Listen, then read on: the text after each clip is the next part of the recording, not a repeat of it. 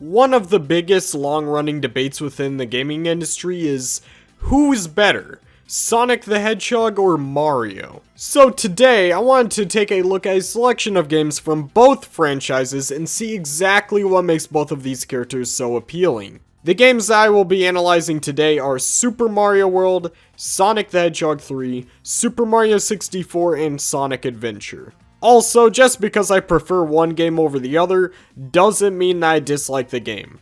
Anyways, with everything out of the way, let's jump into it. Let's start from the beginning. Nintendo was dominating the market with their consoles and games. Nobody stood a chance against Nintendo because Nintendo had the very best. However, when Sega entered the console wars, everything changed. One of, and if not the biggest reason why Sega had the success that they had was because of Sonic the Hedgehog. You see, back in the day, 2D platformers were very common, but almost none of them had any unique characteristics. Mario was the king because his games had a lot of personality with great level design and awesome level gimmicks. So when making a new 2D platformer that was supposed to combat Mario, they had to make something that stood out from the crowd and was unique. When Sonic the Hedgehog was created, they did exactly that. Instead of giving Sonic random platforms to jump on to get to the end of the stage, they built all of his platforming around gravity and momentum. This was genius because this concept of manipulating and using gravity to your advantage was never seen before. You couldn't just go into Sonic and be instantly good because Sonic required an entirely different skill set to play the game. So that brings us where we are. I am going to be comparing Super Mario World and Sonic the Hedgehog 3, because those two games were the peak of the 2D games from the 90s. The first thing that we're going to look at is the movement and gameplay. For Super Mario World, you actually control really well. Mario can do a normal jump that has perfect accuracy, or you can do a spin jump that doesn't have as much jump height, but it offers a lot more protection. As far as jumping goes, everything is perfect. Mario has a perfect weight, and whenever you fail on a jump, it actually feels like your fault. However, I believe the most important part of his moveset is the ability to run. When you push the run button, you will slowly gain speed over time, but eventually you will be running pretty fast. Now, this is more brilliant than you think, because if you're going fast, the platforming becomes a little bit more tricky. So the game allows you to play at your own pace. You could take it slow and safe, but you could also take it fast, which is more challenging, but it forces you to learn how to deal with difficult scenarios. Also, if you are successful in moving fast and your platforming is on point, you feel like a god. The main reason why this movement system is awesome is because it supports a very high skill ceiling. The game pushes you to get better and executes it very well. If you couldn't tell by now, I love this game. Okay, but what about Sonic the Hedgehog 3? Well, Sonic definitely does not disappoint with his moveset. For starters, Sonic can slowly gain speed by moving forward, but that's only the beginning of his power. The main way to gain speed through Sonic is by running down slopes, and if you're even more fancy, you can roll into a ball down the slopes to go even faster. But what if there is an upward slope in front of you that you don't have enough speed to overcome? What do? Well, it's certainly going to be hard for you to walk up the slope, and if you're doing that, that's really cringe. If you are an alpha gamer Chad like yours truly, you would spin dash up the slope. You see, the spin dash is a great move for Sonic because it allows you to get right back into the action within a second. You never want to have to use it, but if you need it, it's there. Sonic also has an extra ability called the Insta-Shield. The Insta-Shield allows Sonic to shield himself from dangerous enemies when killing them. You can also use it to get extra distance in your attacks. This may not seem that useful at first glance, but it can really help you out a lot if you utilize it correctly. And that was Sonic 3. So right now I'm going to take a moment to compare the two games. When it comes to comparing the gameplay from both games, there are some pretty big differences. The biggest difference being the consequences. In Super Mario World, if you get hit or mess up on platforming, you die and you have to restart to the last checkpoint. However, in Sonic 3, getting hit only causes you to lose your rings, and then you keep on going. It is clear that Super Mario World is a lot more challenging and punishing than Sonic 3. Whether or not you prefer the forgiving gameplay or the not so forgiving gameplay, it's up to you. I can't say which one I prefer because some days I want a more challenging game to slap me in the face and tell me to play right, and other days I want a more casual experience. Sonic 3 is definitely the more casual game compared to Super Mario World, so really it's just preference at this point. Overall, the gameplay is great in both of these games, but what about the presentation? Well, there's a lot to uncover. When it comes to Super Mario World, this game's presentation is pretty good. When it comes to the story, it's pretty much told within text boxes and little cutscenes. The level environments are also very nice, but they can fall flat, which I'm going to get to in a minute. Then there is the soundtrack, and it's pretty well done. Like, these are some really nostalgic tracks. However, the game does reuse its tracks pretty frequently. Overall though, for a game on the SNES, the presentation visuals of this game are really good. Even to this day, it's really a treat for the eyes. But when you compare it to Sonic 3, it can fall flat in a few areas. For Sonic 3, the presentation is outstanding for a game on the Sega Genesis. The visuals of each stage has a lot going on in the background and it's very appealing. Something that Sonic has an edge over when it comes to Mario is that Mario stages oftenly reuse a lot of the same visuals. For Sonic, every zone is completely different and is very colorful. Even some of the individual acts of the zones had to change in environments. An example would be like how Carnival Night Zone's lights went out on the second act. Or that time you go from the caves to above ground and ice cap. And that ties into the next point, which is the biggest thing that sets these two apart in presentation. It's when the events would unfold right in front of you in the levels. Like when you see the entire forest catch on fire, or you see Knuckles chuckling as he falls down. You get to witness these events within the levels and it's not explained to you within text boxes. Sonic 3 is the definition of show do not tell. Lastly, Sonic 3 does not reuse any soundtracks and it's all different and it all sounds great. Obviously for me, I prefer the atmosphere and the presentation that Sonic the Hedgehog 3 has to offer. While I do believe that Sonic 3 does it better, I still think that Super Mario World has much better presentation than most 2D games out there and it shouldn't be taken for granted.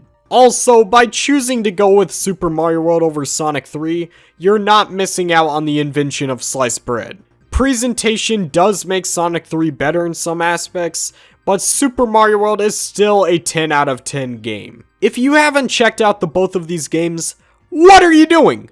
Go play them! They're awesome! Okay, now we're moving on to the interesting part of the video that you have all been waiting for. We are moving on to the 3D games. With these games, I'm going to get a lot more passionate, so let's get right into it and start off with Super Mario 64. Super Mario 64 was the first 3D Mario game and it did Mario justice big time. Starting with the movements, this game feels so damn good. Super Mario 64 has the perfect way in your jumps and it has pinpoint perfect precision. Now there are a lot of different types of jumps that you can do. You can do normal jump, triple jump, side jump, backflip, wall jump, ground pound, dive. Hell, you can even pair the jumps together and do a triple jump and a dive. This moveset is insane. And we still haven't even scratched the surface. There's still many other stuff you can do like the backwards long jump. You can even beat up things with your fists because why not? But what makes this movement so much better is the level design. The level design in this game complements movements so well. It's not linear in the slightest. You're dropped into these worlds that give you the choice to pursue whatever mission you want in whatever order. Trying to accomplish these missions can cause you to try many different platforming tricks to get there. Every experience is different because you don't know what might go right or might go wrong. Super Mario 64 again has another high skill ceiling. Sure, you can just go through the game normally, but there's still a lot more room for you to improve. As you can see, this game is kind of a big deal. Alright, but Sonic Adventure, whew, it's a good one. I believe Sonic Adventure is a 10 out of 10 game for a lot of the same reasons I believe Super Mario 64 is a 10 out of 10 game. In Sonic Adventure, Sonic controls better than he has ever had in 3D. He has the perfect accuracy and weight in his jumps while also being able to maintain the speed that you have. But the main thing that makes Sonic's gameplay so well is the spin dash. The spin dash allows you to manipulate the awesome level design in any possible way you want it. It shares some of the same level design philosophy as Super Mario 64. I mean, it's truly amazing the things that you can accomplish with the spin dash. All you have to do is attach yourself to any slope and then you can spin away. There are so many skips and so many tricks you can do to save time on these levels. It's so good. The best part is this level design philosophy was intentional. This is not breaking the game. So when you do it, it all feels so natural and smooth. It's a really nice way to play around with the physics and level design, and I have to compliment Sonic Adventure on that. Okay, but there is still some things that we have to compare these games for. First off, Mario levels are a lot more open than Sonic levels. I don't really see this as an issue. It's really just a preference on if you like the openness or not. While I do like Mario 64's level design, it was nice playing in a little bit of a more linear style level for the first time in a while. I kinda need my daily dose of both. I like the linear stages and I like the open stages. Linear doesn't mean bad and open doesn't mean bad. But something that you'll begin to notice is that you can see the two games conflicting a lot on how they're structured outside of the level design. Super Mario 64 gives you a lot of freedom and lets you tackle anything in any order.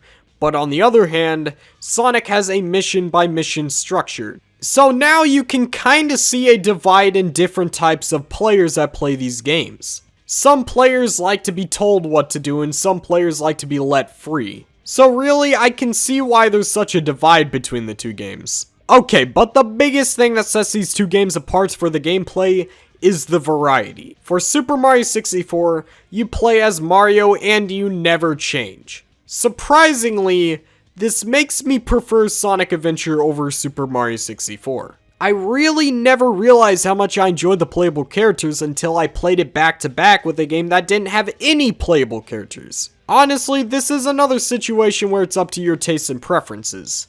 Me personally, I love the variety of playable characters. Sure, there is some rotten characters like Big the Cat, but really their story modes is like 30 minutes. But for all of the rest of the characters, I love Tails, and I especially love Knuckles, and Amy's awesome and Gamma's awesome. But with me saying all of this, only playing as Mario isn't a bad thing, because some people do prefer to play as only one character, and that's perfectly fine. Alright, but we're about to get into some interesting stuff. When it comes to presentation, Super Mario 64 does it well, and it deserves some credit. Starting with the story, it's more text boxes and honestly, I'm not really complaining. I am so used to Mario's World not having voices that if the characters started talking in full sentences, it would be kind of weird. So yeah, I'm not really gonna dock points for the text boxes. But this starts one of the biggest divides between Sonic and Mario. Mario's games aren't very story reliant. It just kinda leaves you alone and lets you enjoy the game.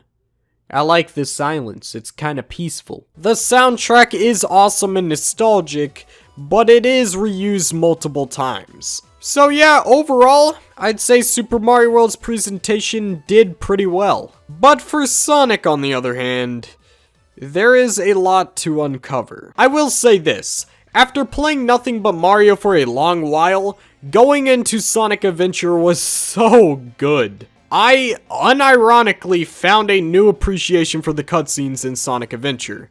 I genuinely enjoy them. I'm not going to objectively say that these cutscenes aren't so bad because they're kinda bad. They don't really have the best acting and the lip syncing is kinda disgusting, but I find it really charming. Especially Ryan Drummond, he is such a charming portrayal of Sonic. He gives Sonic such a good upbeat edge and I love it so much. But really, once I loaded up Sonic Adventure and I was seeing the cutscenes, I'm like, oh shit, there's a story! No, the story isn't the only reason why I play Sonic over Mario, but it does make the experience a lot better. But the biggest thing that makes me like Sonic Adventure's presentation and story a lot more is because of the personality it displays. I love the personality and the atmosphere of Sonic Adventure. I love all the Sega references, I love the guitar, I love everything. But the biggest thing is I love the slight edge that Sonic has.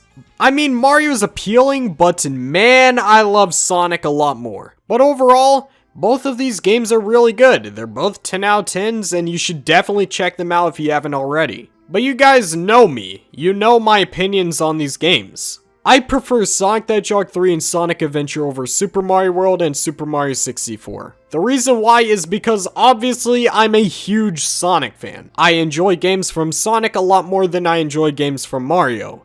But I still love the games that Mario has to offer and I will still play them. If you are a Sonic fan or a Mario fan and you have not tried the other side's games, go play it. You'll learn a lot more about the games that you're playing. I made this video because I want to see why people thought that Sonic Adventure aged so badly.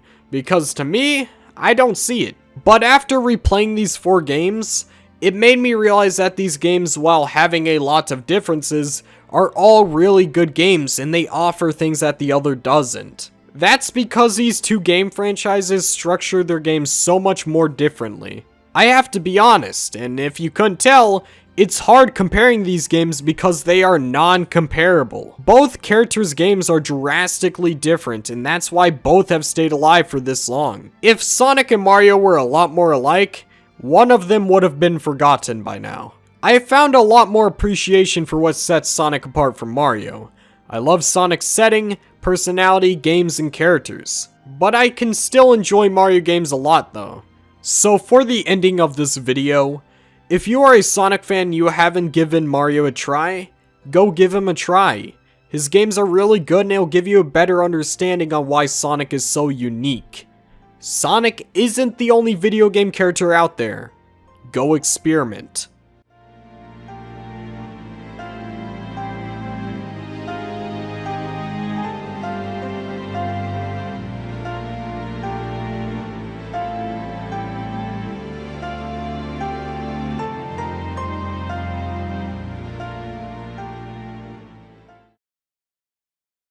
Welcome to the end of the video. Thank you for lasting this long.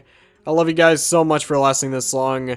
If you liked the video, make sure to leave a like. It really helps this video get out there to you guys, and I'd really appreciate it. So yeah, make sure to like, comment, favorite, subscribe. Anyways, I wanted to shout out my channel members. They are Hi XMD, Crash D00D, Thomas One Rye, Styx the Badger, Shadow Poser, Sonopedia, The Squeaker Nerd, Super Shaddix Boom, Snicks, Sonic Extreme, Super Saiyan Sonic, Just Kidding and Kidding, Scape, Sonic Pip, and Sonic Fan. Thank you guys so much. You guys have helped out this channel a lot. You guys went out your way to help me, and I can never thank you guys enough. Thank you so much. You guys are awesome, and you guys are cool. Anybody else who is cool, make sure to follow my Twitter. Over there, you can talk to me or see my current opinions about the franchise. Finally, make sure to join the Discord server down below. We are a very supportive community when it comes to art, so if you make art, make sure to join and leave some of it. We love seeing what you guys create. And if you don't make art, you still gotta join because we're still a really active community that you can talk to about what your favorite Sonic games are and whatnot. We're not very hostile, so you won't get attacked for your opinion. Lastly, the VCs tend to be active and I join in there sometimes, so if you want to talk to me or some other awesome people, make sure to join. Also, we are about to reach 1,000 members, and we are doing 3 giveaways right now for Discord Nitro Classics, so if you want that, make sure to join. There's details in the top channel on the server. Anyways, I love you guys. Yakuza 0 is awesome. Adios.